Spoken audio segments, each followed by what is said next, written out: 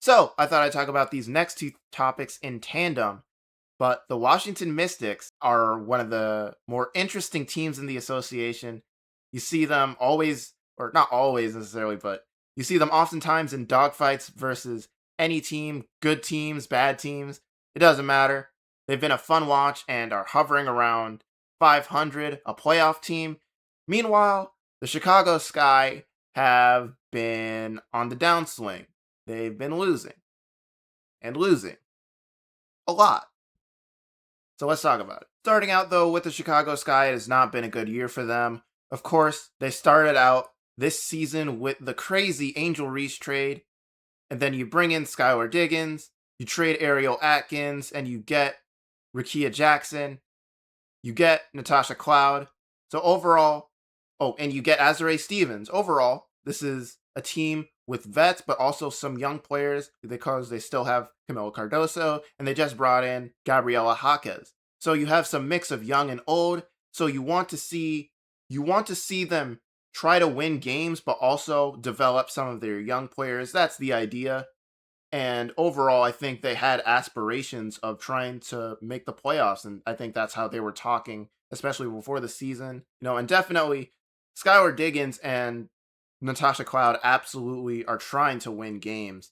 And you see it now reach a breaking point with their losing streaks. Of course, the year started out great. You started out 3-1. The defense looked like it was kind of humming. Rickea Jackson looked like she was continuing her development, looking like a better scorer and creator, as well as the defense. Her defense was improving and looking good, especially in a place especially because you had people skeptical of what her defense was looking like in previous seasons. However, that was looking good, and offensively, she was really important for the team. And then she tears her ACL.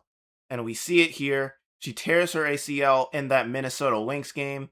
And then they go on a 5-game losing streak. Then they beat the Connecticut Sun.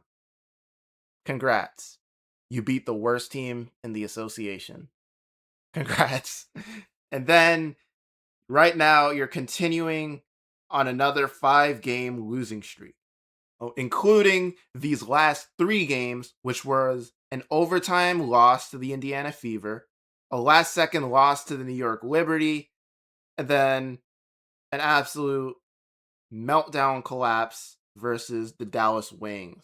So it's interesting because I think it shows that they're in games, they're capable of competing. And if you're capable of competing to this degree, it should, in theory, make it so that you should be able to win these games, especially because this is not a tanking team or a team that is trying to tank.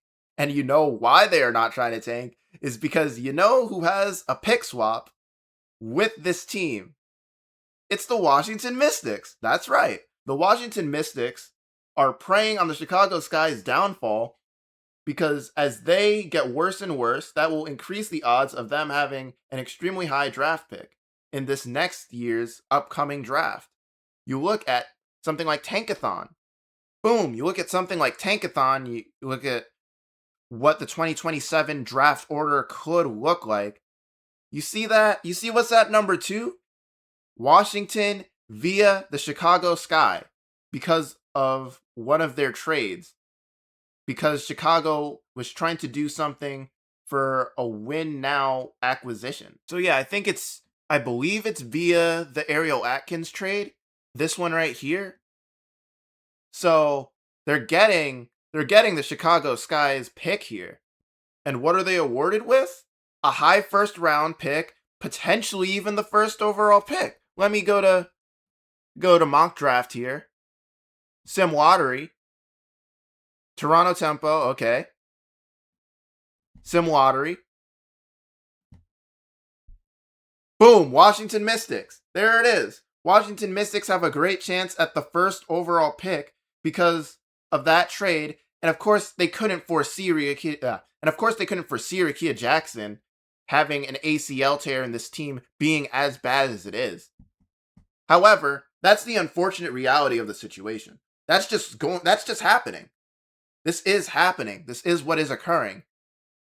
And because of that, instead of having a future for this team, the team is looking bad and the future is going to the Washington Mystics. And there are a plethora of reasons why the Chicago Sky maybe aren't doing as well as they could be. And Rickea Jackson is maybe at the top of that list because she was important for this team both offensively and defensively. And some people were saying maybe what they were doing to start the season defensively was really good, but maybe unsustainable. And maybe that's part of it. However, this is also a team full of old players, and some of those old players are maybe a bit washed and or underperforming. And this is what the overall box score stuff is looking like, and which may or may not be a good indication of where players are at in their career. For example, Natasha Cloud has absolutely taken a step back from where she was last season as a player.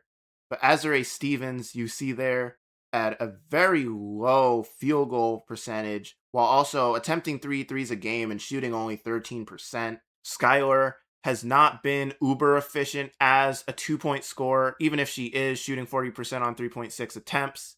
And of course, just the overall spacing of this team can be mucked up because even though Skylar is shooting 40% from 3, that is the shot that you feel like you generally give up when guarding her. Natasha Cloud is a person who you dare to beat you from the 3-point line. Azurá Stevens is shooting, like I said, 13% from 3. Rachel Banham is shooting 26.4% from 3. So overall, you look at a lot of their rotation players and you're not confident in their ability to be good floor spacers to make this team's offense functionally better. And Camila Cardoso, and then overall Camila Cardoso has just been a solid player, but she hasn't taken any noticeable or uber noticeable improvements in her game.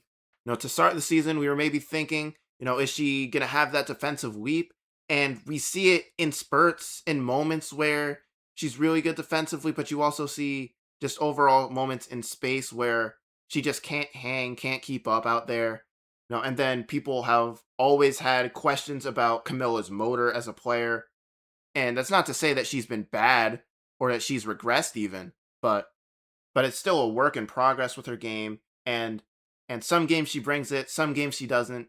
Some games she's really good defensively. Other games it's like, Camilla, you're kind of bleeding some value defensively here. So it's an interesting case here because Camilla was originally, I think, once they made the Angel Reese trade, it's like, okay, Camilla, you're our main piece we're looking in here for development. This is your 3rd season now. And of course, your career isn't written after your 3rd season. And she still absolutely can improve, probably will improve. But this year, by and large, it has not been the leap that I think a lot of people maybe not even expect, but want to see from her. That's not to say that there also hasn't been some encouraging stuff from the Chicago Sky, because Gabriela Jaquez has come in and been a really impactful player. Defensively, she's been good and she's been stretching the floor.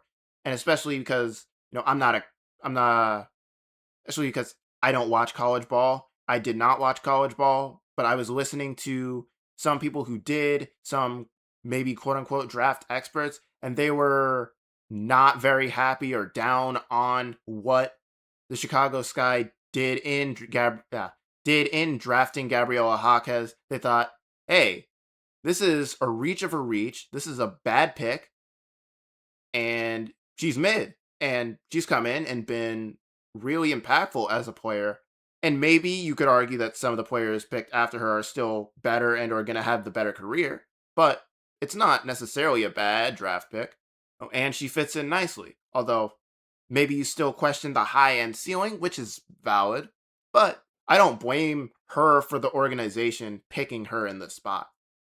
And then Sydney Taylor, the rookie. Sydney Taylor has come out of nowhere and in certain games been on an absolute heater, been an absolute friggin' flamethrower. You look at some of the shots she puts up, and you're like, what the heck? And it goes in.